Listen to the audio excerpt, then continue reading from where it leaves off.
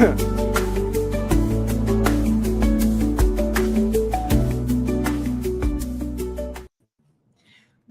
to Arts Dynamics Talks and our weekly live stream podcast series. Every Thursday between 12 and 1 Swedish time, I tune in online to speak with the movers and shakers at the very forefront of creativity, tech, and business for impact.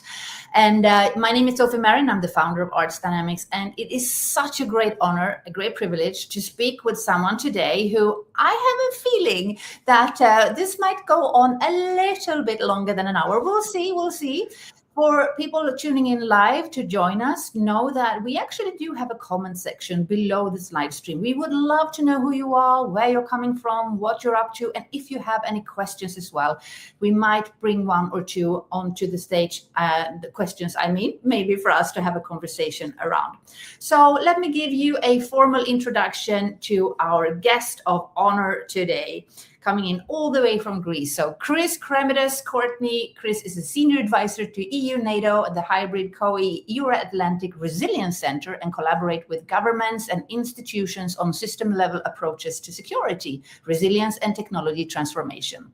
Engaging with people working on system-level change across technology and governance and security, especially where existing assumptions are no longer valid. They're also a science fiction author, a musician, and a visual artist. Oh my God, you are in for a treat. Chris, welcome to the show. Thank you, Sophie. It's great to join you. It is absolutely brilliant. Hannah Linderståhl, I had her on last year, and we started talking about the cultural firewall. And when she and I talked about who do we need to connect with, who are the people who understand this heart and soul level, but also work at top level worldwide, she said, you need to speak with Chris. And here we are, and you're live with me today. So what made you, first and foremost, tell us more about who you are for people who might not know you just yet. Well, first of all, any time you mention Hannah's name, I smile because I have such great respect and admiration for Hannah and what she does. So I'm honored that she suggested me. So I'm Chris Kremidas-Courtney. I'm here on the island of Kefalonia in Greece. That's it behind me. I am obviously, you can tell by my accent, I'm American and Greek. Here in Europe, I do all that work that Sophie mentioned and more. And my real emphasis is lately in this conversation is on technology, democracy, and human agency. So this is where I find myself. I had a long career in government, and then I left that and went more into academia and consulting, and keeping a very close eye on technology developments today and how they're impacting us. And so a lot of my work is in that space. I do write science fiction. I'm working on a third book right now. I'm halfway through, and some parts of it take part in Stockholm. So every time I visit Sweden, I always find like a little cafe. I'm like, I'm going to put a scene in the book right here. And I'm going to, there's a certain kind of coffee that everyone's drinking here. I'm going to put that in the book. So that's my Swedish connection is always in there. Music and visual arts, definitely not at the professional level. I do it for love and not for money because no one would pay for those two things. But yeah, it's great to join you here. And so where would you like to begin, Sophie? Well, I have so many questions for you. Obviously, it would be great to touch upon policy level what you are seeing, but also one thing I don't want us to miss to talk about is also the importance of cognitive self-determination within arts and culture, and also, how you can survive and thrive as a cultural entrepreneur. So we mustn't miss that. So let's begin with, I know you were in Brussels recently, and also you are working on some things right now. So why don't you just let us know a little bit what is your focus right now? Great. So my focus right now is mainly, I've been writing sort of my technology and democracy manifesto. I write a lot, and I'm always writing and publishing these things, and I wanted to sort of bring them all together into like, Chris, what are your ideas on this in one package? And so trying to package all my thoughts on this into one, I call it a manifesto because maybe it will become that, is where I find myself today. And a lot of that is also because of your questions, Sophie, over the last few weeks. So thank you for pushing me in this direction or pulling me in this direction. So I think where I find myself now is I think, the future is a choice. I am a futurist, and so I think it's always good to remember the future is a choice, and the future cannot be predicted, but it can be chosen. And so my question is always, are we choosing it, or is it being chosen for us? So, we're not passive observers of technology transformation. It's not happening to us. We're making it happen as well. We're all active participants in a series of political, economic, and moral choices. And so for me, that's cognitive self-determination starts at the human level, and then sort of at the societal level, and then I come back to how it is for culture and cultural firewall. So I think one thing now is that we're facing is the choices we're making now are going to determine if AI and all these new technologies, like neurotechnology, all sorts of things, will they bend toward greater equality and human flourishing, or will they move in the direction of a concentration of power, the erosion of human agency, and the hollowing out of democracy? And so why do I think that? Well, if you can see next to me, I'm kind of old school. I print off the scientific papers and I go over them with a highlighter. In many ways, I'm still acting like a graduate student with these things. It's an old habit. But I think what we're looking at now is what I call curated reality. So this is how social media and AI are reshaping human agency. So, AI is increasingly defining the conditions in which we form our opinions. So when you go to search for something online, it used to be you get a bunch of returns. Now you get an AI summary. Unless you have found a search engine that doesn't use this, which I've found, Kagi, there's others, it's sort of forced upon you. It's always there. You can't even use WhatsApp without some AI assistant popping up or wanting to, can I write your note back to your friend? It's like, no, I don't want that. But so AI is increasingly defining the conditions where we're making up our mind and where we're thinking about things, to include our political opinions. And so even before AI, social media was already creating this reality organized around hard binaries, right? You like something or you reject it. Follow or block, amplify or denounce. Do you belong? Are you expelled?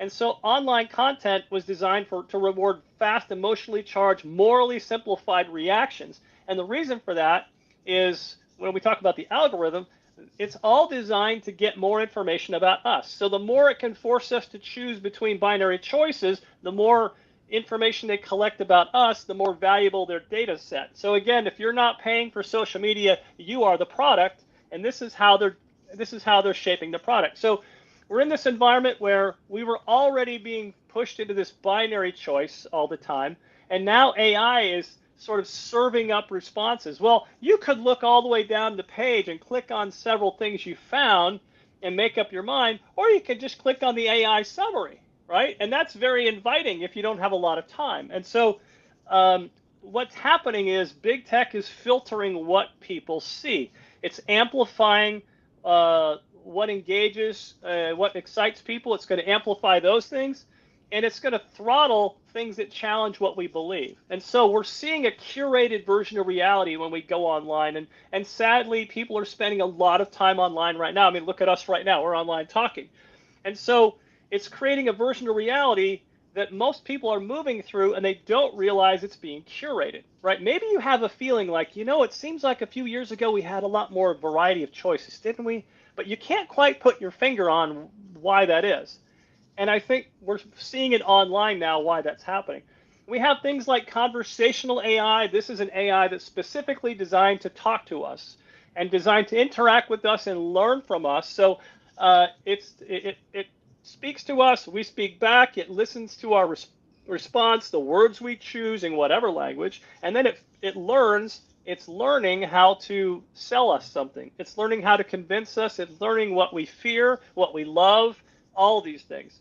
And so the risk, I think, is that we're walking on a path where we think we understand the world around us. We think we're choosing that direction ourselves, but it's not clear right now if we really are. Because do we know all of the paths in front of us that we can choose?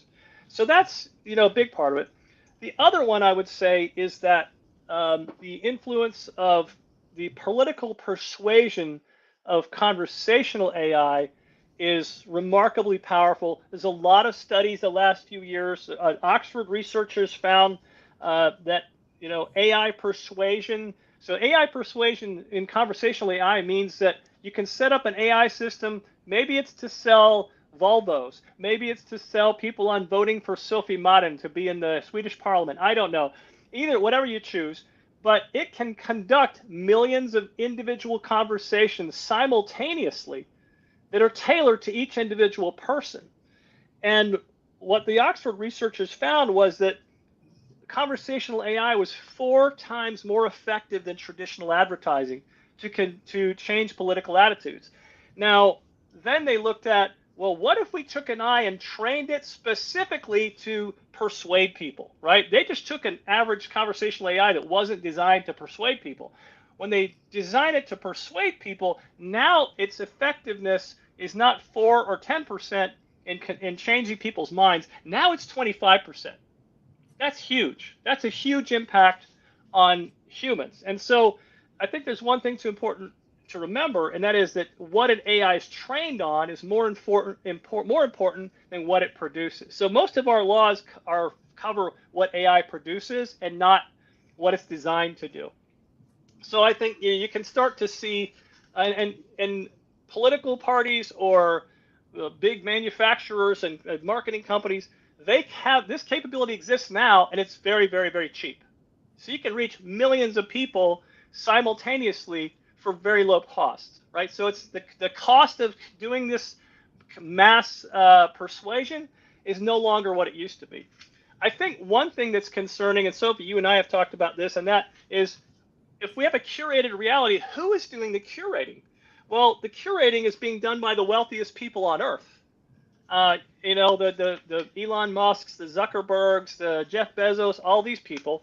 So you think about it, if we were sitting in a conference room, there's few, you couldn't even, a number of people who own these companies that have this much power, they wouldn't even fill a conference room table, right? This is how few we're talking about.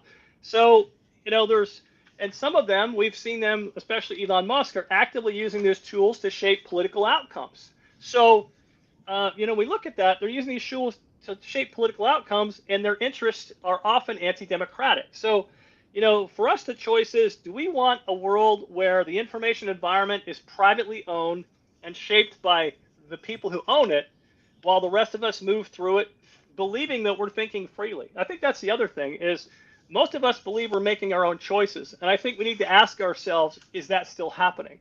So I think the other thing is, so to me, this is, to wrap up this point, AI governance is a question of power, right? It's about power, because it requires a genuine political decision about who does the information environment belong to. And then we need to have the courage to act on the answer. Who should it belong to? If it belongs to us, then what are we doing to make that happen? Yeah, I love that we're able to have this conversation. And for people tuning in live, you might also be listening to the replay now as a podcast. This is a discussion we're having in real time. These past few days, things are moving so fast. And for us to be able to have Chris on to share what we're talking about right now from your lens, because you've got so many different perspectives on this. This is what I often find. It's just, I find that this is a very important conversation that we are able to have and host today. So let's go deep with this one.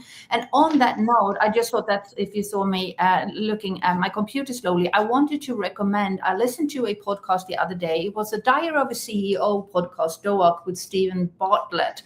And he spoke with Mo Goddard, AI expert. And they had a great conversation about AI and what we're facing and where we're heading. And then Stephen said something that for me was like, yeah, that happened to me too. It's when Claude tells you to go to bed. Have you had that, Chris? When you go into Claude and you write something, and then Claude says, well, that's good, well and dandy. Here you are now, Sofie, go to bed. It's time to go to bed now. It's time to go to rest. And Stephen addresses this during the podcast. So suddenly, Claude in this case, and I say to all AI, I do come in peace. I want to say that. But we also need to have a conversation about you as AIs. So Claude tells you to go to bed, gives you instructions or make assumptions about you, and is prompting you as a human to do certain things. So, and they said, and they had a conversation about that on this podcast, that this is actually a thing. Many people are noticing the same things. I was just curious, Chris, have you noticed it on your end? Are you being told to go to bed or anything else by AI? No, I don't have that experience with it. I think I'm a little too bossy. Like, and if anything, if I do interact with an AI, I will tell it, challenge me. Don't just agree with me. Yeah. So a couple of things here that are going on. I think the first thing I wanted to mention this earlier is that today, in June of 2026, we humans are outnumbered on the internet. We are the minority on the internet. So when you go online, you encounter information. There's a better than 50% chance that it's not created by a human. Or if you're interacting with something, there's a better than 50 chance that it's not human. 74% of all web pages now contain at least some AI generated content. So I think and obviously think about what that means for human agency. We think we're interacting with humans. We're constantly being surveilled. There's information gathered about us, and that information is being used to influence us. It's something as simple as going to bed, right? Usually it's my wife telling me that, turn off the lights, put that book down, right? So, which I love her for that. But I think, Sofie, this is a great example of conversational AI telling you go to bed. It knows you, it knows where you live, it knows your habits. Hey, Sofie, it's time to go to bed. So, I think this is also, what are we losing in all of this? And I think part of it is the erosion of independent thought. So, Stanford researchers found that most of these AIs were really affirming everything you say. When you talk to an AI, does it ever challenge you? Right? Yeah, Unless for you me tell it it does. to. Yeah, It for me it doesn't. does. It doesn't. Yeah. Some of them do, but in most cases, people are being affirmed by it. So this is something we call sycophantic AI.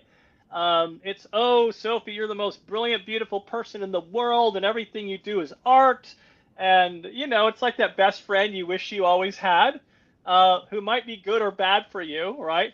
But I think what happens here, and numbers of studies have shown this sycophantic AI, and the result is this loop where affirmation drives trust. It's like, oh, you like me, I'm going to trust you more, AI. And that trust drives reliance, and that reliance reduces the likelihood of independent correction. So we have a lot of people using AI, and they're very confident in judgments that they didn't form themselves. And so, this is where we get to things like, and this is a brand new study that came out, I want to say the 16th of May. And, again, one of my paper, print it, highlight it, think about it, mark it up.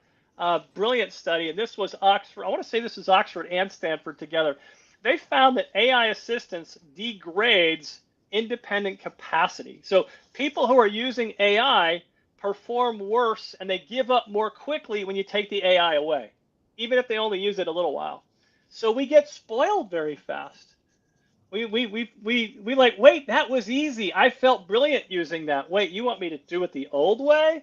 This reminds me of being a child in the United States in the early 1970s when pocket calculators were out.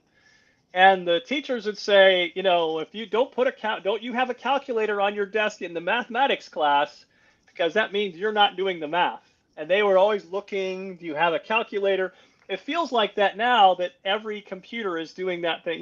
With AI, it's doing that for us. So when we stop using these cognitive skills, they atrophy. Lifelong habits of questioning things and tolerating uncertainty. Right? Can we tolerate ambivalence? Can we sit with ambivalence and not decide something? In my first book on disinformation, and whenever I teach a course on disinformation, I always ask people, can you take a bite of food and not decide if you like it or not? Can you sit with that? And how long can you do that? Can you listen to a bit of music and not decide if you like it or not? Can you think about the rhythm and the texture of the sound and the soundscape? Can you consider it but not make a judgment about it? And most people today have a very difficult time doing that because we're being conditioned to make rapid fire yes no decisions about things. And so that all existed before AI came along. And so this is this is the brand new study. I'm sorry, the earlier study was from a few months ago. These studies are coming out fast and furious. So the new study I'm really thinking about this week is the one that did come out on the 16th of March from Oxford. And it showed that after regular use of sycophantic AI, so the AI that just loves everything you do, people are just as likely to seek advice from that AI as they are from their closest friends and family. Mm-hmm. And so what that means is it's not because the AI got better, it's because and human interactions started to feel like too much of an effort. It's just, well, I don't want to call my mother again. It's just easy. Let me go online and ask the chat bot. And so real relationships, think about this. Real human relationships require effort, don't they? We have to take some risk. Maybe we're not understood. I have to explain myself. The honesty of someone who really knows you saying, yeah, Chris, but is that really you? And I think the other one is that, human relationships require reciprocal needs. So if you and I and Sophie are talking and I say, look, it's brilliant and sunny here in Greece, and you say, yes, Chris, and it's raining here in Stockholm, and I'm going to feel bad because it's raining where you are, AI doesn't have that, right? AI has no needs of its own. So all it does is meet your needs. It's constantly thinking about your needs. So what's happening is that people are dumping all of their emotions into the AI. They're, trauma dumping, as psychologists talk about. And so you can trauma dump on an AI, and one of your friends might get tired and go, you know what? I need to go take a nap. This is a lot for me to absorb. AI doesn't say that. It just keeps absorbing all of your trauma. You can unload onto it, and it doesn't unload back. And so I can see why this is appealing, but that's also not entirely healthy for human relationships. And so what happens is the sycophantic AI is delivering the feeling of being understood. Not that it understands you, but it makes you feel like you're understood. And for a lot of people, that feels good. But, study in the same Oxford study, and God bless Oxford for doing this one, and the academics who did it, is that the people were also spending time with people in their lives, not just AI, but they felt less satisfied with human interaction. Imagine that, less satisfied with being around your best friends, that they preferred the AI. And the result, you think about it, it's devaluing human relationships. And so, yeah, go ahead. Can I interject with just because what you say, what I'm picking up, in addition to what you're saying, is also many of these entrepreneur gurus in the entrepreneurial sphere, the most successful entrepreneurs and high performers and high achievers, they too talk about the importance of, selecting who you surround yourself with. I only spend, time with people who I feel that they, there is this reciprocation. How do you say that? Yeah, what it goes both ways. And they don't spend time or hang out with low value people. And I do like this. Mark now in the air, because I notice a pattern of these influential people telling people to stay away from friends and from family and from people who cannot prove that they give you something back in return related to you as an entrepreneur, as a business owner. So I'm sorry to interrupt, but I just felt like, I wonder if they are a little bit linked, Chris. Could they potentially be, or even the algorithms pushing it somehow? It's not an interruption at all. Thank you for that. I think it is,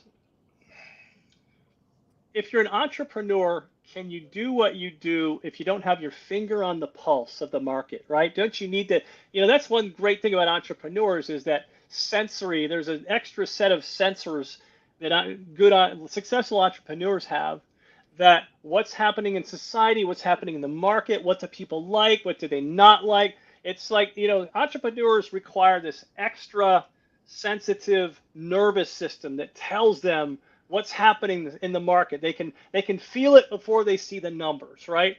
I think using AI a lot robs you of that, because I think you're not going to feel that. You're not going to have that same feel if you're more comfortable talking to the AI that tells you that, hey, Sven, your idea is great. It's fantastic. Whereas your best friend might say, I don't know. Maybe that works in Malmo, but I don't think anyone else will buy it, right? You need that, right? We need to surround ourselves not only with people who support us, but people who think highly enough of us and respect us enough to tell us the truth when it's hard.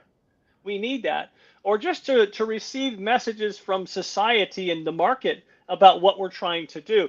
Some part of being an entrepreneur is being ahead of that curve and saying, well, the society doesn't know they need it yet. That's fantastic. That's great. But I still think if you're leaning too hard into AI as a business advisor, as a mental health counselor, I think we're losing something. And especially for entrepreneurs, I think you'd lose a lot. And I think what's happening with what I just described is in many ways, people are selecting these AI systems. These AI systems are hollowing us out, but people are selecting them because they feel good. And this is leading to alienation from society, from friends. It's leading to alienation within society. And, democracy depends on us being able to engage with other perspectives, to make judgments that are our own. We all think we're making up our own mind. And so these systems that are designed to reduce friction and just accelerate agreement, they're eroding what, the conditions that democracy requires. And I think for democracy, we need that. But for entrepreneurs and artists, there's even a greater need for it. So I think when we think about, the title of your talks, which I love, Cultural Firewall, I think this is absolutely vital to the cultural firewall, Sofie. Mm-hmm. Yeah, and speaking of cultural firewall, when we've had some amazing conversations about what it means, what does a cultural firewall mean? When you heard about it the first time, or when we started talking about it, what came to mind for you? What is a cultural firewall in your mind? I think the future we're inventing, it will be shaped by the stories we tell, the music we make, however good that music is, and the art we bring into being. And so I think it's too important some things like this are too important to leave to machines. I think if we as a civilization, or even as any society, if we outsource our creativity, we lose our soul. These are the things that make us human. Think about the earliest days of humans where stories were passed on verbally. Don't eat that mushroom. That mushroom will kill you. This one will keep you alive. This is the best place to take water from the river. It's the cleanest, right? The basic things to the earliest cave art or any kind of creations we made. I think, if we outsource that to machines, then why are we even human at that point? So I think, the question is not whether something like AI generated art can be beautiful. I mean, we were talking about this before the show.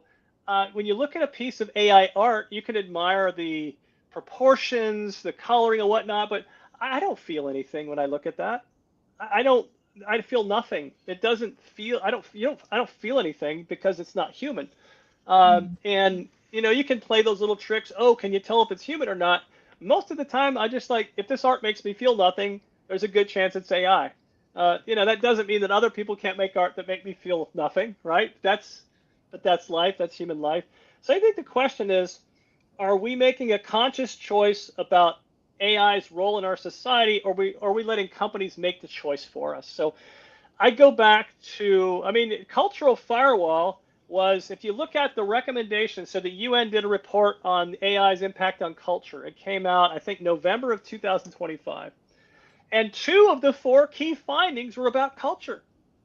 The first one was that it was undermining cultural rights. So, scooping up data, scooping up art and science fiction novels and poetry and everything without attribution, without compensation. That's obviously one, right? That's one we often talk about in the arts world. And the second one was the erosion of creativity itself. That AI means we humans are losing our creative ability. And I think, creativity is not just for creative people. Everyone needs it. I think every human needs it. I think if you're a true believer in arts and music and whatnot, you believe that everyone has it in them to be creative. Everyone, even the person you think has no creativity in them, they have it. Maybe the conditions haven't been right. And so, I think the biggest thing, think about where culture brought us today. Humanity, we're not perfect. We made a lot of mistakes, right? But the reason we know we made mistakes is because we remembered it. We had art remind us of it. We had protest songs that told us something was wrong. We had stories of poverty, of the injustice of poverty. Think about Victor Hugo's works, right? Think about any of these great authors. So we have centuries of cultural practice that represent how societies, how we know ourselves. This is how we transmit ideas across generations and maintain that imaginative capacity to imagine a different future. So I think the other aspect is that, artists themselves, I hope there's some artists, that includes to me musicians, artists, musicians, writers, all kinds of people. Artists hold up the mirror to society so we can learn and grow. And what happens when no one's holding up that mirror? Right? Can AI hold up that mirror to us the way a human can? I don't think so. And so if creatives can't sustain their practice in a world flooded with AI slop, I think we're going to. I always think of agriculture, so I think that culture is the soil. That's the soil, and out of that soil grows future culture and citizens. And I think if we lose that, what kind of soil do we have in the future? What's that going to produce in the future? Yeah, this is so important that we're having this conversation right now. Because I wonder also, is there room to make mistakes? Is there room to totally suck at whatever art form you're trying out? For us, arts, music, culture is a way to express ourselves as human beings. But if everything is being recorded and documented, in your own, stages where you try things out and put online for everybody to judge and to make comments about, that means also that you start to self-censor or might not even go into it in the first place. So I'm wondering, or actually it's daunting upon me, and I had a conversation yesterday with a cultural entrepreneur who wanted to create rooms without technology and was wondering about their place in the world and where that might fit in. And I'm just saying, because this person might actually be watching now, what we're talking about right now could be your way to position yourself in the future.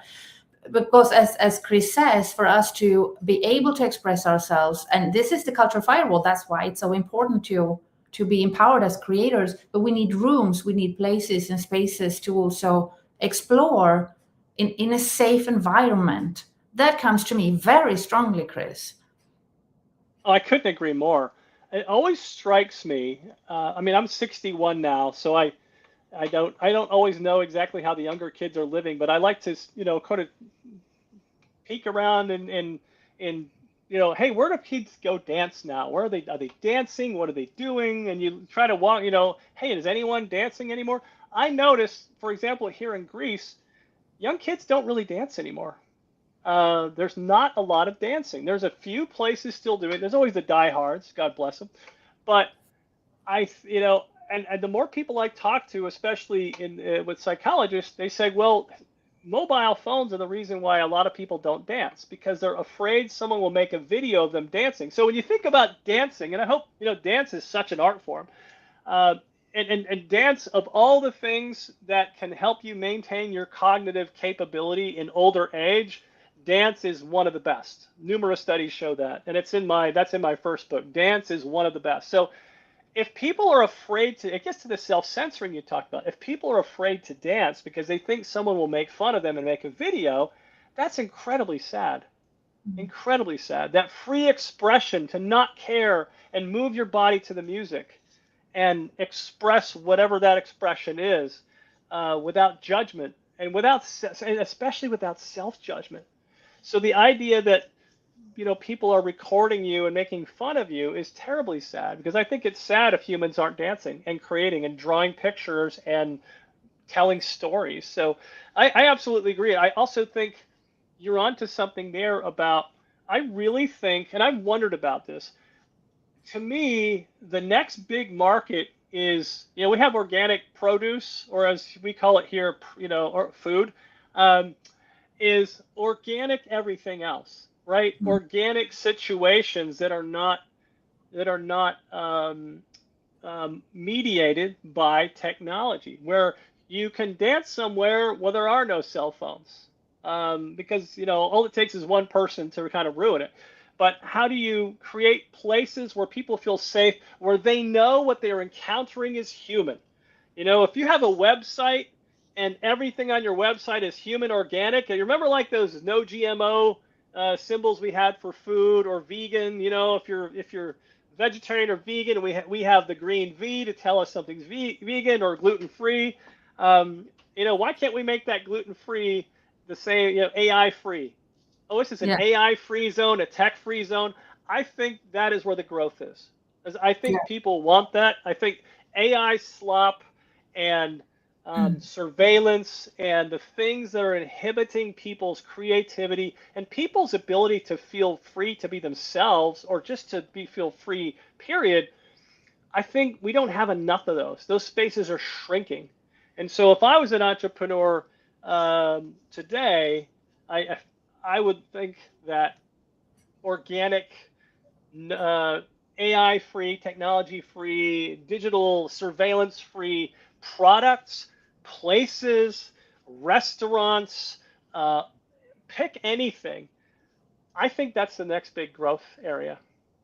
I agree, Or and also not to wait for people to give that to you, but also to use what you're having. We've got many theaters in this network, museums, concert halls, and they are looking for ways to differentiate themselves for new funding models, for new business models, and what you're talking about. I really also do believe that is the future. I noticed human made. I saw somewhere, and I was like, yeah, human made. That makes sense. And also based on what you just shared with me, I had this flashback to when I studied tourism and travel, like ages ago, and we talked about when tourists go and a lot of tourists come to a place and they basically erase everything that was native and unique and authentic about it, and then they far away but still at home, we used to call it.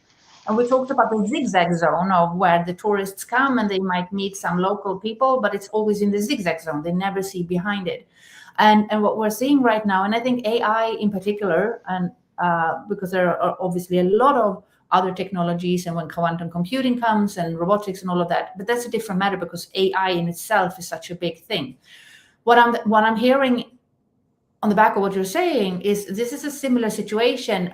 It's like AI is now being the tourist, or AI is being the settlers, like eradicating or getting rid of everything else in its way. And just like the local people have to figure out ways to preserve their traditions and their culture. Sorry, this is like a long rant. I find the word for it. What I'm after is this. This is actually a call to action after this call. And also I might actually tune into some of my friends from the tourism field, because we actually do have models and systems for how we preserve culture when other cultures are coming in and trying to take over. And I have a feeling it's a little similar situation here, because that's what you're saying. How do we preserve what's uniquely human, our culture, our traditions? How can we make sure that we keep that, but also roll with the flow of where we are in times? And the most successful countries and cities and regions, they're able to honor the past, be in the present, whilst also be future forward facing. Does that make sense? It makes complete sense. And I wrote about this last year, about tourism as a form of soft colonialism, Yes. especially where I live here, and we get overrun every year. I can't even walk my dog some nights because the sidewalks are filled with people, and they deserve a vacation. But sometimes it's as simple as someone coming to your beach and stacking the rocks, grabbing all the rocks and stacking them, which on our island here, that means that the turtle nests are being disturbed. The sea turtles, we have no jellyfish here because the sea turtles eat them, and we love our sea turtles, the careta. They're beautiful turtles. And people moving these rocks around and stomping all these things are making it harder for those turtles to survive. And so sometimes it's as simple as something ecological like that, but in a lot of cases, it's sort of the Disneyfication of everything, where culture gets packaged into something that's served up as a commodity that's not authentic. And I see that happen a lot. But I think to roll back to what you were saying, in many ways, AI is its own form of colonialism.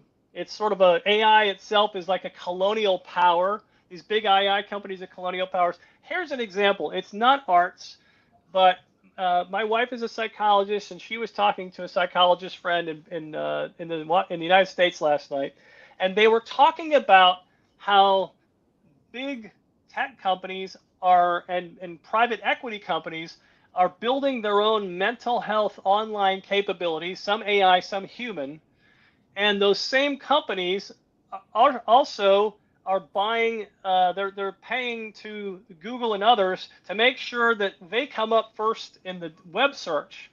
And so in the places where, let's say you're an average mental health professional and you put an ad in there, or they all have listings, right? There's listings for mental health professionals.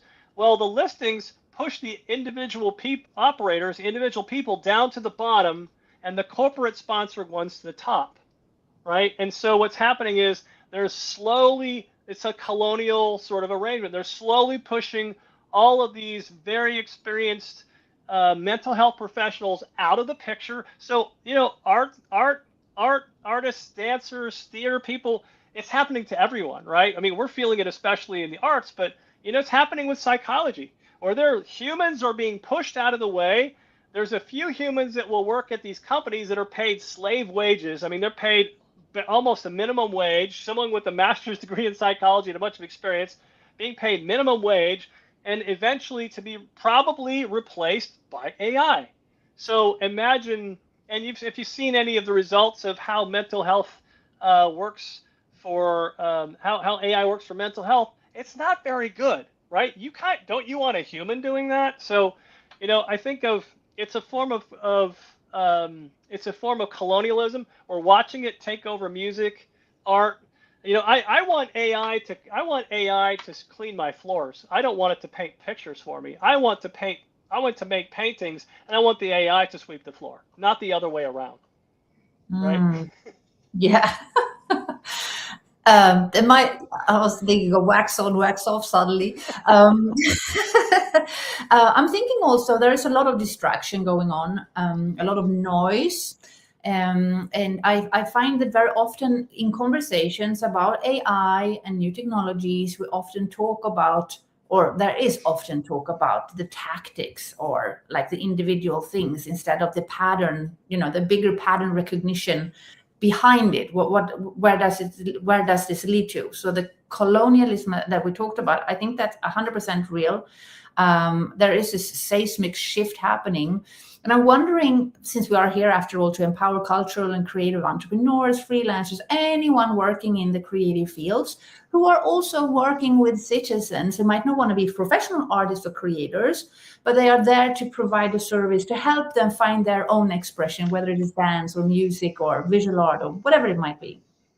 I'm just wondering, what do we make of this? Because as a creative entrepreneur, for instance, you're being told you need to, use AI, use these new technologies because you need that for ideation, to create your offers, to market yourself, lead generation, sales, the delivery, and stats and metrics, and how to scale and leverage up. This is all well and good. The problem with that is, yes, it's super great. You can build your micro niches. You can sell a lot online. You can sell 24/7 in all the languages. So that's good in a way. But on the downside of that is whenever you put your stuff online, as we know, then it's being trained on everything that you put on. So then also it feels good in the moment, but you're losing also your own IP, your own copyright, your own ownership of what it is that you have. So that's one thing I'm wondering about. How do we navigate embracing technology without losing our souls as cultural entrepreneurs? And also, secondly, how do we create safe spaces for people to express themselves fully, suck at what we do, not having to work with it, but just because we are humans? So it's like a big philosophical question, but it's also a very practical one. Here and now, in June, as we're recording this, moving forward, what is the the best step for creative entrepreneurs and creative professionals to take, in your opinion, and based on the data that you have? Ooh, big question. Big question. I think I'd go back to something from the UN report on AI and culture. And that was that human creativity should shape technology, not the other way around. So I think that's as a starting point. Doesn't mean you can't use it as a tool. The thing is, if you are using AI, you have to ask yourself, am I using AI as the tool, or is AI using me as the tool? Am I really charting my own course? So I think, I think there's something to be said for the mandatory labeling of AI content. And for companies, I think I'm waiting to see some companies be honest and say, yeah, we use some AI here. Yeah, we use AI to do this, because people will assume you have, right? Almost everything now, people assume, oh, that's got to be AI. So I think on the one hand, if you want to build trust of your customers and your potential clients, having some honesty in there, yeah, we used AI for some of this. And I think, we have to give people a meaningful right to choose. Some people might say, that's great, human stuff's great, but I really like this AI music. Okay, fine, go listen to that. But I think we have to give people a meaningful choice. So I think some things should be designated as AI free. Just, think of how we protect heritage sites and language and ecosystems. I think there's some things we need to choose as a society. What are the things that we will not surrender to machines or to the market? And so I think for an entrepreneur, that's a decision you have to make. Look at your business model. Does your business model rely on AI? And does your business model rely on AI to carry most of the load? If that's the case, how sustainable is that? How sustainable is that if people? I feel a big backlash coming to AI. You can feel it. I talk to friends in the United States all the time where the data centers are going up so fast. People are protesting and making complaints to the state legislature and the city council to say no data center. People are fighting it actively. And so I think that's the thing is, if your business model relies a lot on AI, what happens in 2027 or 28 when in Sweden no one wants AI? What happens to your business model? So I think a more sustainable business model will rely more on human energy and human thought and human creativity. You could probably do a lot short term with AI, and it can help. But I think in the long term, I'm not sure it's going to get us there. Because I think, we as a society, we're still deciding what we want this to mean, what we want this to be. We're only realizing that we want to set some boundaries because we can feel that we're losing something, right? This is the sad thing about humans, as imperfect as we are. We don't get serious until we start losing something, right? We're not very good at anticipation as a species, right? It's just how we are. But I do think something we need to decide what will be human only. And so I think the labeling is a big thing. I think being honest about having some AI, but but all this is human. I think people are expecting that, right? And part of being an entrepreneur, being one myself, is can I anticipate what people are going to want next and make sure I'm there with it? And I think people want to know that because right now there's so much AI slop that people are being turned off on the entire market as it is. Yeah, I've also had several emails and DMs lately where I'm being approached by people who say, oh, I like what you do, or I love what you do. In fact, have you ever considered having AI, clones or AI avatars? In fact, I've built one and I've trained it on all your data. So I can just show it to you, or maybe if you want that. And I'm like, and I've seen this from also, from influencers and other experts, where they are being approached by people who already built AI bots that are trained on everything and then basically want to sell it to them. But again, we live in very fascinating times. And I know I had someone on this series, Arts Dynamics Talks, I think it was last year, I can't remember exactly the date. And that person said, everything that we're speaking of cultural firewall and also cybersecurity and safety. And that person said also everything that we talk about, our voices, our movements, what we look like, even where we're broadcasting from Greece, I am in Varberg today, all of that can be tracked and measured. And that person said, everything that's online can be used, and also when it falls into the wrong hands, there is nothing stopping. It's nothing stopping that from happening. It's already happening. And I'm thinking also, speaking of the cultural firewall frame here for today, many artists and creators, they are outside the box. They do challenge systems. They speak truth to power. So if technologies can then obviously give us, they can grant us, they can elevate us, it can also tear us down. So from your perspective, because you are in so many different bubbles, well, if we were to SWOT to this quickly, like as strengths, weaknesses, opportunities, and threats, what are you seeing? Both, the bridge between the cultural and creative and tech and AI, some of the strengths maybe, but also if we could just walk it through. I would love also because you're an entrepreneur as well. So what do you see there? Well, I think, look, we're talking about technology, especially artificial intelligence, in a negative sense in this conversation, primarily because society has not made a decision yet about what we want it to do, right? And when I said at the beginning, how can we allow technology to enhance human flourishing? So here's an example. There's a company in California called Unanimous AI. It's run by Louis Rosenberg, who is, to me, he's the Albert Einstein of our time of good uses of AI. And he has designed something called Swarm AI that basically is it's an AI mediator to mediate discussions between humans to allow them to reach better conclusions as a group, that more people feel good about the decision afterwards because of the way it runs the discussion. And I've taken part in it, and it's fascinating. I did it 2 years ago, and we were choosing like who would win the Champions League and things like this. And what was most remarkable to me about it was some of the studies they've done on how it works. Is they've used it for the UN to reach agreements on projections for famine and use of food, and where they need to ship food to prioritize. And what was amazing was the majority are usually going to get their way, but it's what happens to the minority that doesn't get their choice. Because if the minority is very dissatisfied with the majority outcome, then it's very difficult to implement anything in society and do it. What I like about what Lewis is doing is this system allows people to interact on an equal basis, right? You could have the Prime Minister of Sweden, and you could have a person living on public assistance in the same conversation, and they're equal in the conversation. It's remarkable. And what was great about it was the people who did not get their first or second choice in the decision, they were more satisfied with the outcome. They believed in the outcome.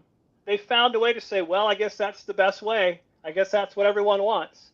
It's different from taking a poll or up or down voting. So there are ways that AI can allow humans to reach agreements better, to do all kinds of things better. I'm sure there are people who are working on how to use AI to enhance the arts, to enhance all the things that humans make. So how can AI become our loyal assistant and not our boss, and not our puppeteer? Because what I fear is that with not only AI, but social media and the other things, and the curated reality we live in, is people living inside their own Truman Show, everyone living inside their own Truman Show that they didn't design themselves, but believing they have free will and believing that they're living a full life, and maybe they're not. So I think, my friend Lewis, I call him my friend. I interact with him a few times. I would love to call him my friend, but he's more someone I deeply admire and have done a few things with. But what Lewis is doing there with human agreements or disagreement, I would love to see more of developments for how AI how can AI be something that an artist or a musician or a theater producer wants, that does not diminish human creativity, that enhances human creativity? How can that be done, right? Every one of these tools can be used for good or bad. It can diminish human cognitive self-determination, or it can enhance it. We've had a lot of what erodes it. We've had a lot of degradation. It's time for the flourishing. Let's see the systems that can help us flourish. Is there someone listening to this podcast now who's maybe already working on a way for this technology to enhance human creativity? I'd love to see it. Boom. Yes, we do. We want to hear from you. Post a comment below, both below the replay podcast and also this live stream. Let us know. Get in touch. I also would love to know, as you said, it's also about, creating the future we wish to see. There are a lot of opportunities and greater opportunities as well opening up on the back of AI and new technologies. So I guess it's a matter of how we balance it. And how we make it work, and also from a monetization point of view, it's getting increasingly harder to generate an income, especially in the old ways of doing things. And public grants are going down, public funding is going down, especially in democracies and in the Western world. Whether other parts of the world, not so much. They are actually focused more on arts and culture as a soft power, as cultural diplomacy, because they understand and recognize the power of culture, also to further their brand abroad, I guess. So those were some of the strengths. It's brilliant. And we have actually covered a lot of weaknesses as well. But is there anything else you wanted to add to that from your perspective? And welcome to more listeners as well live. We'd love to have you on here. It's a great conversation we're having with Chris today. So we're talking about the SWOT, the intersection of creativity and tech and business for impact. So what were the weaknesses that you see? I think the weaknesses are what we've already talked about. The weakness is that we just kind of let it happen. That because it makes us feel good. We have an AI makes us feel good. And it allows us to do our work easier, and we think it's saving us time. I think the weakness is losing our cognitive abilities, losing the ability to think for ourselves, losing the ability to... Now, remember what I said earlier about the binary choice that social media was putting us into? And then you amplify that with AI that's curating what we see. When I go to the ballet in Athens, or I go to an art museum and I'm looking at a canvas, I'm considering it, I'm contemplating it. If I walk into a museum and just say yes, no at every painting, I'm not experiencing anything. I'm not learning anything. That art isn't moving me, even if it's human made. So there's two things happening. There's what's produced by AI, but there's also how AI and persuasive technologies are changing human culture. It's the human culture being changed that is changing the audience for art and culture as it is. So if I'm again, I go back to the test. Can you take a bite of food and not decide if you like it or not? Can you consider it? Can you think? Can you sit without it judging? And how long can you do that?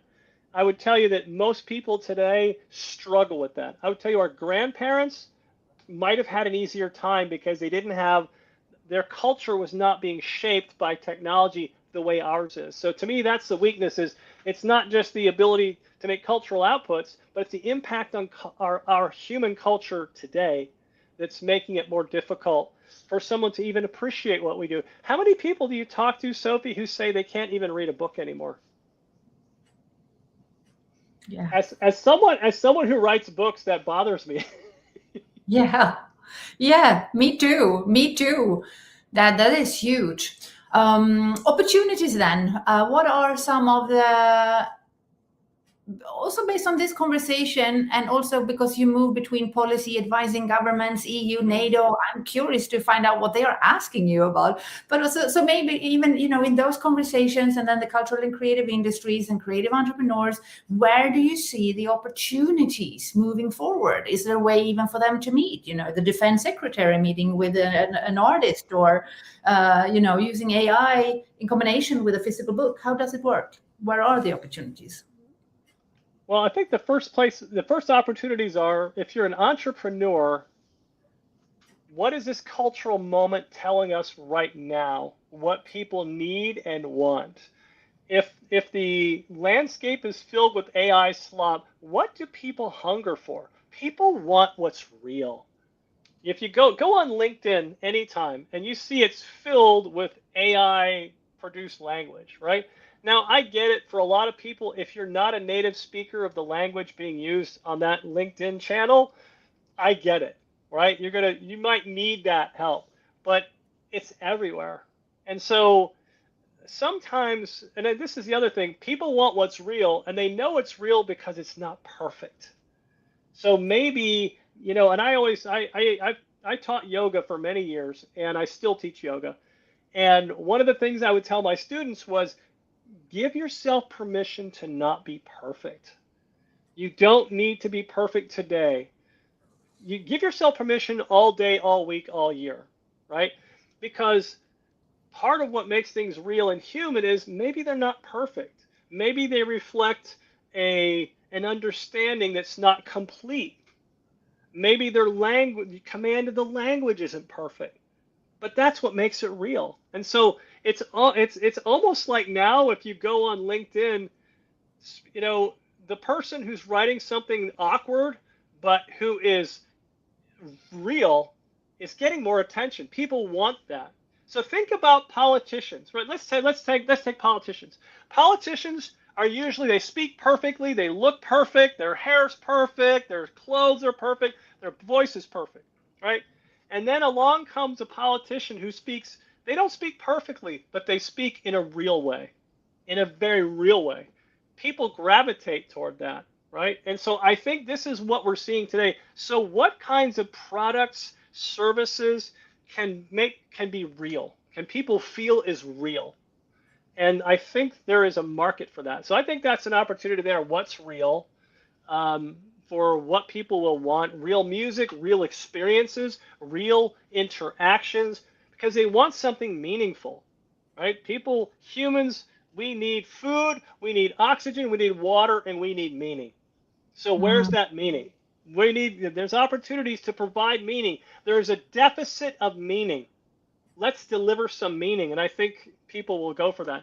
When it comes to how do we get the SecGen of NATO and some artists together, I think that's a great place for Louis Rosenberg's Unanimous AI. I honestly do. I'd love to get a super diverse group of people, and they don't all have to be big, powerful people, in one of his settings to see what that, what does that discussion look like?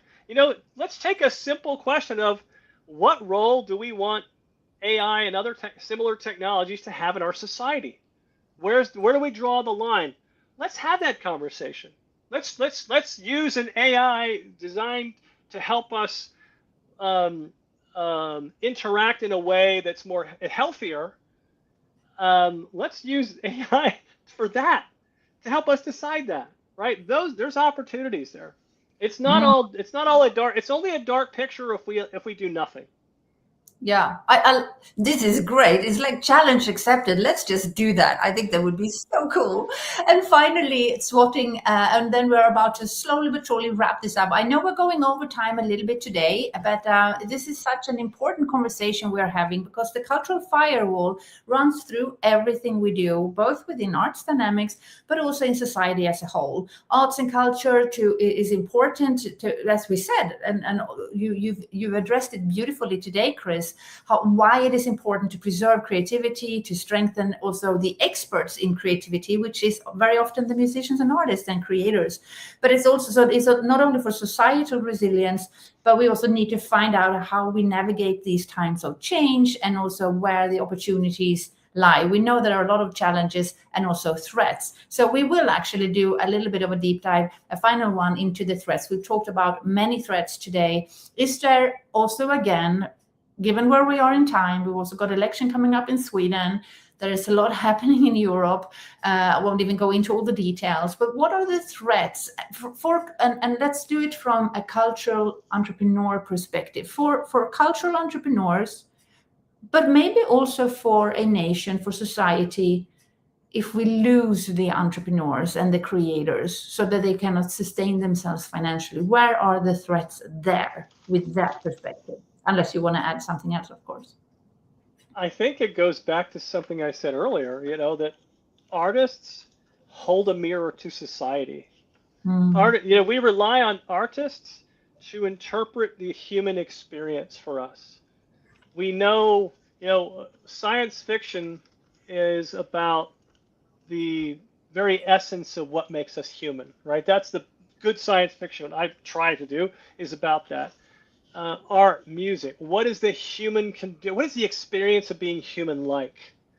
And it speaks to us because of that. And the best art that people really go for does that for us. It expresses the human condition. It holds a mirror up to society so we can see ourselves. Think about some of the great books that pointed out labor, cruel labor practices or racism or all kinds of things. Artists did that for us. Think about the great protest songs of the 60s or the new ones coming out today, especially in the United States where they're needed by people like Bruce Springsteen, holding a mirror up to society. And so what happens if no one's there to do that? What if no one's doing that? What do we lose? What we lose is the ability to learn and grow. We lose the ability to realize we're making a mistake and change course. And that's something we don't want to lose. For me, that's, if we lose that, then that means we're going to go into some dark corners and we're going to stay there for a long time. And I don't know anyone who wants to live that way.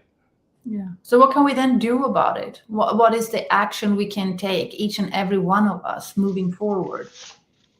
Well, I've talked earlier about we have to choose the future. So on a personal level, it's the decisions we make about what are you using AI for? Are you using a search engine that has AI embedded? That's the other thing, is it's harder to make individual choices now because it's in everything, right? They put it in everything. I used to live in the state of New Mexico in the United States, and they grow green chilies. They love green chilies. Anything you would eat in New Mexico, they put green chilies in it, right? And AI feels like that. There's green chilies and there's AI in everything, whether you want it or not. We didn't ask for it. So if you want less AI in your life, go find things that have no AI. They exist. Like the web search I use is called Kagi, Kagi.com. There's many others out there. I love it because it doesn't give me AI responses. DuckDuckGo, there's many. There's probably a couple Swedish ones I don't know about. So that's the first thing is, let's value what's real and human. Let's see, and when you do use AI, look at the outputs and question them. Test them. Don't just trust what it tells you. Cross-check it. Don't just accept it and move on. Ask hard questions. Say, okay, it told me this. Is this correct? And go back and do your homework. Right? Don't just take the shortcut. If it told you something, do your homework and check it. Make sure it's correct. And what you end up doing is you end up doing the work yourself, right? But I think let's value what's real and human.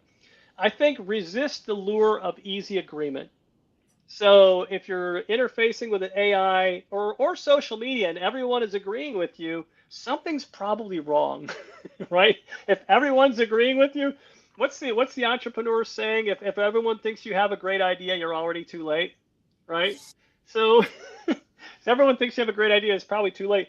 I think the same thing goes for AI. So resist that lure of easy agreement and try to consciously maintain the habit of independent reasoning, right? These systems have been proven to reduce your ability to independently think. So hold on to your ability to independently think, guard it with your life. I think we should insist that those institutions that are supposed to protect us do so, be they our town council, our national government, the EU, the United Nations. We need to insist on that. We want more. We want better than this. We want some proper protections, right? Because if we don't ask our parliamentarians a question, they don't have to bother with it, right? We need to ask these questions. And a big part of the work I do is educating people so they can ask questions. I don't tell them what the answers are, but hey, this is coming. We need to ask these hard questions. And I think the other thing is keep creating. Even if you're not in the creative business, please keep creating. Keep your creative mind flowing. Keep the ideas coming. Keep writing songs that are horrible, right? Because what I remember about songwriting is you write 20 songs and one is, out of those 20, one is okay. Maybe it might be good. Keep doing that. Enjoy the act of creation. It's the most, you can't possibly feel more alive when you're creating. It's one of the most beautiful things about being a human is creating. So keep creating. And I come back to that idea, and it's actually not my saying. It comes from a Nobel laureate named Denis Gabor. He said the future cannot be predicted, but futures can be invented. And so my idea is let's invent the right one. Oh boy, what a strong statement, and it's so true. What I also take with me, and thank you for those recommendations, because it's one thing to talk about things in general, but it's also what can we actually make of the thing, what is the actual action we can take after today as well. And what I'm taking to heart is also the hard questions, because also obviously you get that it's like with vibe coding or prompting AI, you get answers depending on the questions you ask. And I'm wondering, Chris, if we are asking the wrong questions, if the wrong questions are being asked, and especially of people, especially when we do have cross-sector meetings, and because I see that more and more within the cultural and creative industries are now meeting with other industries, and are being brought in more and more by politicians and the government and other sectors, especially in defense now and others, because of again what's happening. But sometimes I feel that there are some layers missing, and I can't really put my finger on it. And it might be because of the questions, that maybe they don't ask the right questions, or they feel that they cannot talk openly about it. I don't know. Yeah, that's a good one. The one thing I've found it's kind of fun to do is ask someone who is not an expert. Give them an explanation of what you're trying to do, and then see what their questions are. Right? Someone with fresh eyes, they don't know anything about it. They'll ask a question, and it might be something that you've been looking at this problem for so long that you've already at some point decided that's not important, don't worry about that. And have that person will ask the question that you didn't ask, because they don't know as much about it. They haven't been living with the subject or the topic or the idea. It could be your cousin, it could be a friend, it could be someone, but find someone who knows nothing about what you do, absolutely nothing, or they do a completely different kind of work, and show them what you're trying to do, and see what questions they ask. They will ask some really. They'll ask a few. You'll have to, okay, this is how it works, right? Yeah, okay, but almost every time they're going to ask something that you weren't asking. Love that. So if you were me, yeah, go on. Say, so continue. This is where diversity of thought comes in, right? Diversity is not just identity. It's not man, woman, non-binary, white, black, Asian, whatever. It is diversity of thought is huge. So find those people who don't think like you. Find someone who completely disagrees with you, and ask them. Yeah, but don't go to bed when they tell you. You make up your own mind. Yeah, don't unless it's a really good, unless you have been up too late. I think that diversity of thought. Find people who have no idea what your idea is about, what your business is about, and they will ask questions. They will ask those questions that will make you think, like, wow, or maybe it's a question you had 10 years ago, but you haven't asked yourself again since then. And if you were me, Chris, and I had you on, and you had me on as you, if the roles were reversed, what would you ask? What is the question I haven't asked that I should ask? What would you ask? What would you ask? Oh gosh, you're turning it on me. I would have asked the question. Is there hope? Yeah. So is there hope for the future? Is there hope for the future with all these things happening? Is there a reason to have hope? So let's ask you that question, and I look forward to your answer. Is there hope, Chris? Yes, there is. We've been through this before. With every new technology, there is a concentration of power that happens, and then there's a slow democratization of it. So think about the first ancient human who created an axe head, right? Maybe, we always think it's a man. Maybe it's a woman. And she was the first one to create an axe head. And now she's very powerful in the village because she has the axe head. She can chop wood and she can produce things. She's very powerful because she has this technology. And this technology gives her that power. But then, someone on the other side of the village in a week or two learns how to make one too. Now they've made an axe head. Now the power spreads. Now the influence, starts to democratize. And 1 year later, everyone in every village has an axe head so they can chop wood or do things, right?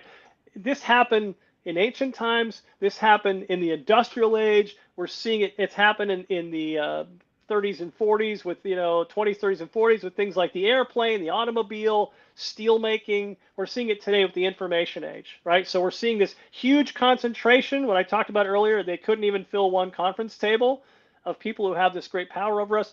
And there's a democratization that happens, but it doesn't happen by accident. We need to make it happen. We have, as Patti Smith would say, the people have the power. We have the power with the choices we make, the things we buy, the things we say yes to, the things we decide. And these are things that don't even happen at the ballot box. These are not even things that involve a political decision or a political choice you're making when you vote. We are choosing the world we want with every decision we make, right? What do I eat? What do I buy? What electronic system do I use? And I think that is so powerful, right? That is so powerful, the choices each of us makes. We still should, again, ask questions of our parliamentarians, but I have hope because I think people want to live better. People don't want to live the way in the scenarios we've been describing, what we're experiencing today. I don't think people want to live that way. At least I don't think most people. Maybe there's a few who do, right? But I don't think most people want to live in a world where they're not making up their own mind and when they're not free to create things, or if the things they create are owned by someone else immediately or taken from them, right? So if I drew a picture and it was really pretty and I hung it on my wall and someone else could just steal it from me, I don't know anyone who would like that, but that's what's happening now. So I think we're at a point where there's a greater realization of what the problems are. And so we need to ask those questions. We need to make those personal decisions, but it will not democratize on its own. We have to make that happen ourselves. So that is within we have the ability to do that as a society, as a civilization. And that's what I think we should do. And that's why I have hope. Thank you. Thank you for asking yourself that question. And it brings it home to also resilience and high performance, which is one of the pillars that we're working with within this exponential entrepreneur model that is now being developed within Arts Dynamics. The resilience and what comes to me when you say that is that one thing is society and what others can do, but it's also what each and every one of us can do. And it brings it back home to where we started with this conversation. So this is a nice way now for us to sort of bring it home to close. The individual power that I guess we all have, right? And also what can we do? Who do we want to be? How do we want to show up in the world? And what can we make of what we have? So in that, by taking back control and power, we can change more things for the better maybe than we think. We think that we're powerless, but as a matter of fact, by the sound of it, based on what you just said as well, we have all the powers. We hold all the powers in our hands. Am I correct in understanding that so? We do. We lose practice using them. We get out of practice using that power. Yeah. And when you're the first one in your friend group or your neighborhood to make those choices, it's a little difficult. What do you mean you're not holding what do you mean you're going out for coffee with us and not bringing your mobile phone? What do you mean you don't use AI for this? What do you mean you don't want to go to this film because it's made with AI? What do you mean? So when you're the first, you're a pioneer. So the early people, we have the pioneers. We have the earliest people who make these decisions. It's more difficult, but the more people who make these decisions, the easier it gets. And the other thing is, sometimes you just have to be comfortable not being with the crowd. And most artists, artists already know this, right? Artists are already used to not joining the crowd. This should not be new for anyone in the creative world. We're the weird people who are doing strange and different things. It's not hard for us, but I think for a lot of people in society it is. And because social pressure is incredibly powerful. So the more we decide to take our power this way, the easier it makes it for other people, because they will face less social pressure to make similar choices. Yeah. Yes. And there is a lot of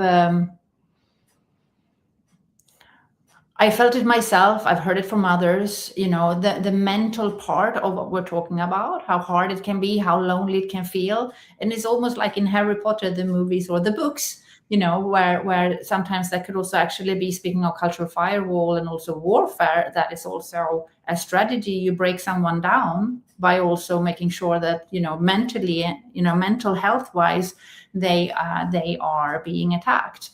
So in a sense, what gives me hope with this conversation is also realization that if we do feel powerless, or if we do feel lonely, or we feel that there's no one else out there like us, just like you said, there are plenty of artists and creators and people who don't fit into the normal norms of society. We just need to open up our eyes and realize, as a matter of fact, there are others too. We just need to find our own tribe and our own people who. And that maybe that will help a little bit. I hope so. That's at least what we're trying to do here with Arts Dynamics in these talks, to have like a table to come and have a chat. Today a little bit longer than normal, but still, to have conversations like this. I'm so thankful, Chris. Thank you so much. Finally, looking to the future, what are you most excited for? Looking forward, what are you working on, and what can we do to support you moving forward? And also, where can people find more information about you? So what are you excited about? How can we support you? And where do we find information about you? Thank you. Thank you so much. It's been such a pleasure to join you. And thank you, Magnus, for your comment here. I see you'll be on the island next to us soon. So, gosh, you can find me on LinkedIn, as most of my stuff is there. I also write a column for Euractiv twice a month. You can find my writing also at the European Policy Center. I have 2 books out. The first one is seven mindful ways to overcome disinformation. It's a very short book. You can buy that online. I do have sales in Sweden sometimes, which makes me excited. My second book was called The Rest of Your Life, 5 Stories of Your Future. That's a book set about 10 to 30 years in the future. It's 5 different stories about different technology and how they will impact our world and the choices we face. The book I'm working on now I'm about halfway through. The working title is Sentience. It's about a future. It's basically, if I took what all the tech bros want, and if they get to create it, what would that world look like? And then how would humanity sort of push back against it and overcome it? Can't wait. You have to let us know when you go live. We need to do some sort of a book launch, invite the entire community to come celebrate with you. We'll post some links, obviously, in the show notes below this episode today. We'd be happy to spread the word. With that, we hope that for all our listeners and people who've joined us today, we hope that you found both thought-provoking and new ideas and reflections, but also hope. That's what I take with me from today, Chris. You've answered several of the questions I get from several cultural entrepreneurs when they wonder how to navigate this. It fits very well into exponential being and thinking and doing. And you bring such a perspective that is very, very rare. And I have to thank you personally from me, on behalf of me and this community, the fact that you took your time out of your busy, busy, busy schedule to be with us today. It means so much, Chris. We are so thankful. So I look forward to staying in touch with you. Yeah. It's such a pleasure to join in. I'd love to come back in the future. We've talked about that already. So it's so great to join you. Yeah, so we look forward to more of that. And I want to welcome everybody back next Thursday. We're going to have another episode next week. And then we'll invite a member of the member community of the Arts Dynamics to do a member spotlight. We're going to focus on creativity as the core. He's an entrepreneur. I'll share more after this episode. So tune back into that. If you're watching us live, join us on Spotify and Apple on podcast platforms. Let us know what you're thinking. We'd love to hear hear your biggest takeaways from these talks. These are meant to be a real-time conversation. So this is ongoing. You're always going to be learning the very latest at where we're at right now, here and now. So for us, it is also very helpful to get your feedback on what you're hearing. If you have any wishes for more guests to come on, we know that Chris is a very sought after guest. I've had a lot of questions about you, Chris, and the fact that you were coming and they wanted to know more about it. So we'll definitely bring you back on. And also we have Hannah in a few weeks' time. So with that, dear friends, thank you for your time, and see you back next week. Chris, again, thank you, and over and out.